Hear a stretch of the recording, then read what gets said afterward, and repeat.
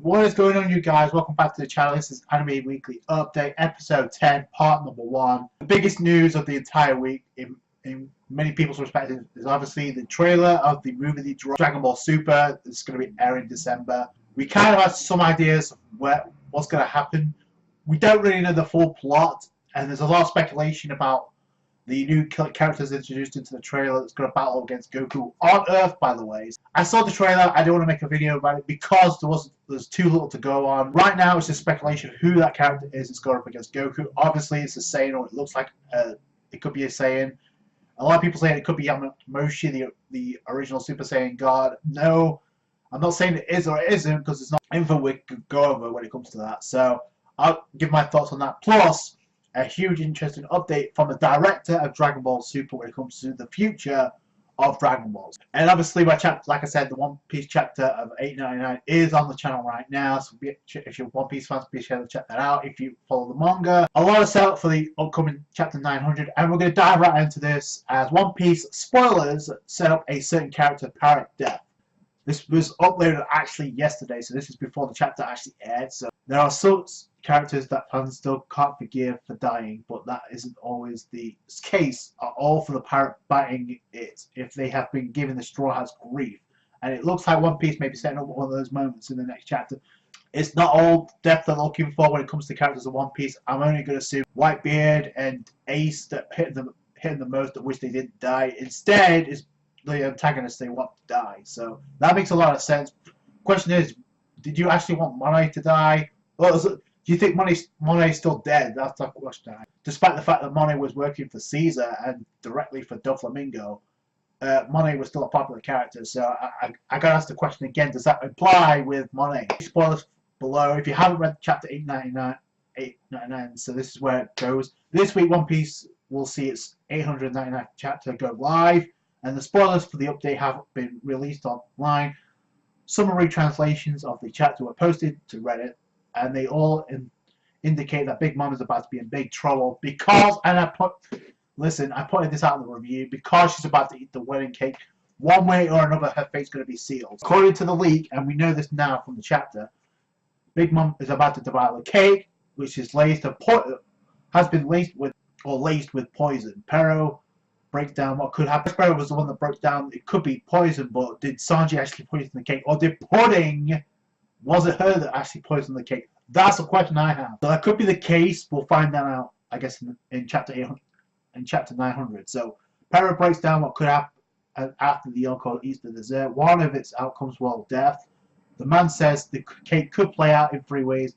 That Big Mom dies after eating it. As for the other options, there are. Second is that she eats the cake, but the poison doesn't work and just makes it taste bad. And that's where she goes on a rampage, which ain't going to happen because the arc has to be wrapped up. So Big Mom has to. Has to be incapacitated for the Straw Hats to escape. That option would prompt Big Mom to go on a rampage, but there is still the third and the final and the most miraculous option sees Big Mom live after seeing the poison cake. The poison still doesn't work, but because of what happened to Capone and company when they ate the part of the cake, I said this in a review, Big Mom could pass out, and after that, that's where somebody could really take liberties with Big Mom, because that was the assassination plot. Technically speaking, she could have the same trauma that she experienced was destroyed. Remember that whole plot? That's actually taking place in the anime right now, but it still could work up the way. And I'm not saying Capone's going to be the one to do it, because right now, Pudding, that's the key factor of knowledge. Where is Pudding? And what was her final request?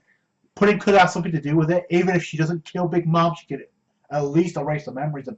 She already said that she's done with Big Mom, unless she's the one that actually died, which I doubt it. So 3 tribe abilities that she has, able to read the poneglyphs. I feel that's more of a plot device for somebody else later down the road.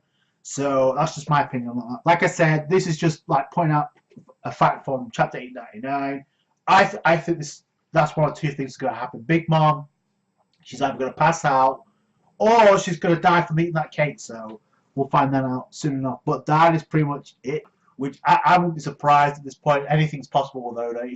He's had tendencies to pull his twists. Another article on the site about One Piece, and I guess right now it relates to where the rest of the Straw Hats right now. So just got back into One Piece, then you've probably got a lot of questions. Both its anime and manga are wading through the Hoki Island arc. The hectic saga has been seeing Monkey D. Luffy go up against some of the sugary brutes.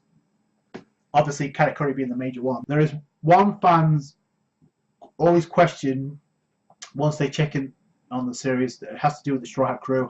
After all, half the gang is missing in this. I'm wondering where in the world. Well, I mean, we already know what the deal is. If you follow the anime, you already know. So I don't need to explain to you. But I guess that's just displaying their displeasure at the fact that the Straw Hat crew, the whole crew, isn't together right now, and they haven't been together since before Dressrosa. So that, like I said, that's going to be a big moment on Wano when they actually do rejoin. Plus, you're going to have Jinbei and Kara as well. So Jinbei's definitely going to join the crew next week. That's my prediction. You already know the story, obviously, the Whole Cake Island. Now, the question is, what's happening with the crew that went to Wano? So, obviously, alongside Law and the Samurai. We still need to get that classified. Hopefully, we'll go into Wano by the end of the year, at least. So, since the Whole Cake Island arc kicked off, fans have got a chance to meet up with the other Straw Hat team. The story has kept up with Luffy. The crew that did not make it into Dressrosa got the shine in this arc. Big time for Brook, obviously. Nami got some shine. Chopper, he had some moments, but not as much.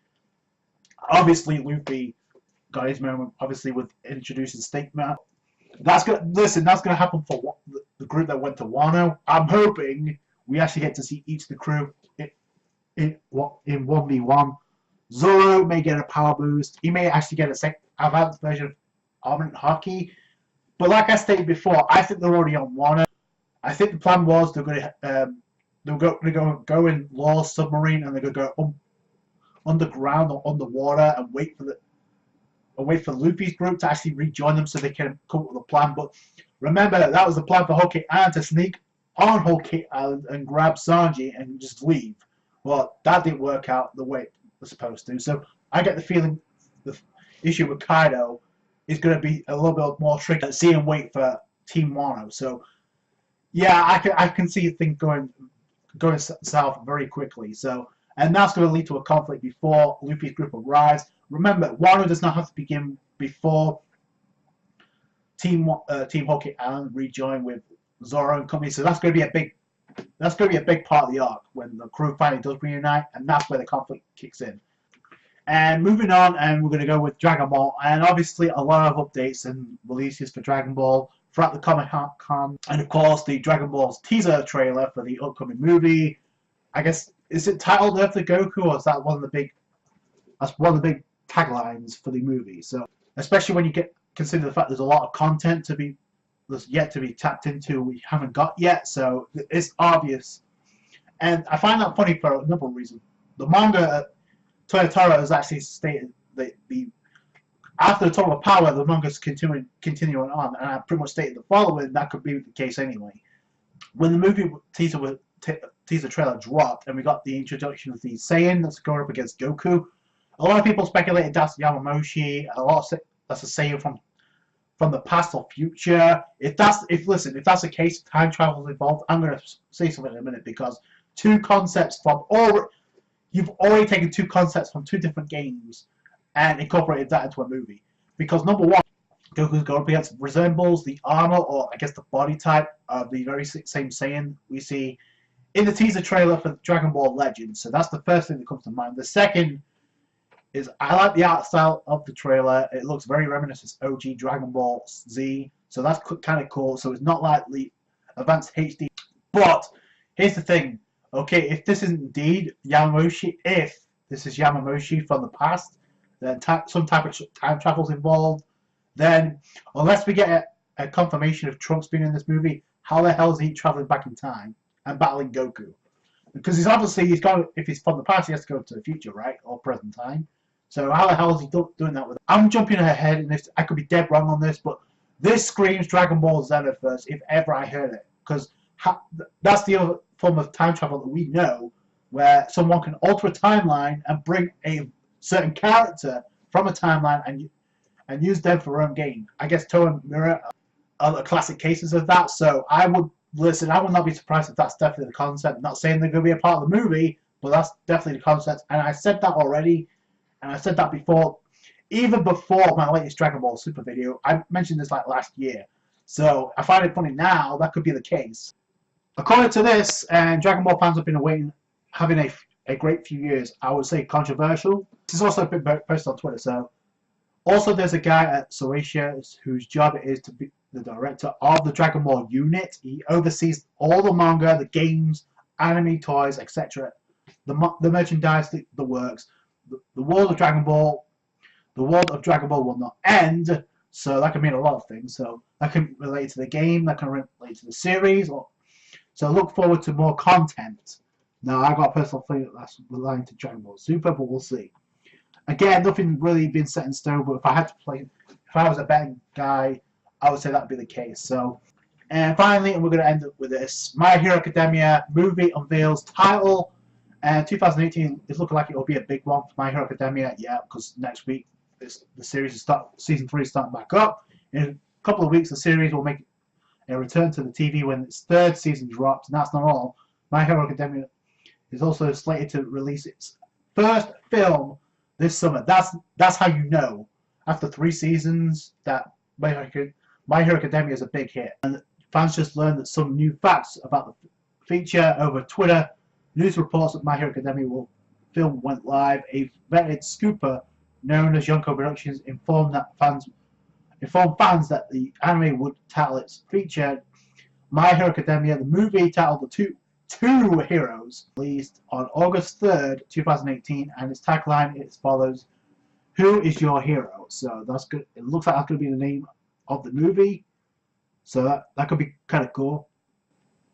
So far, there are very few details about the movie itself, but the fans have their theories about its story. The movie is set to focus on a previously unexplored fight, I should say, and will unearth a new backstories. And with that in mind, fans think that its tagline is rather telling. It's the film. If the film features 2 heroes, audiences could find Izuku pitted against another hero who wants to be number 1, just as badly as he does. However, there are others who think this title signals that some travel maybe a bit Izuku against himself. So are they kind of indicating that maybe it's going to be Izuku from the future?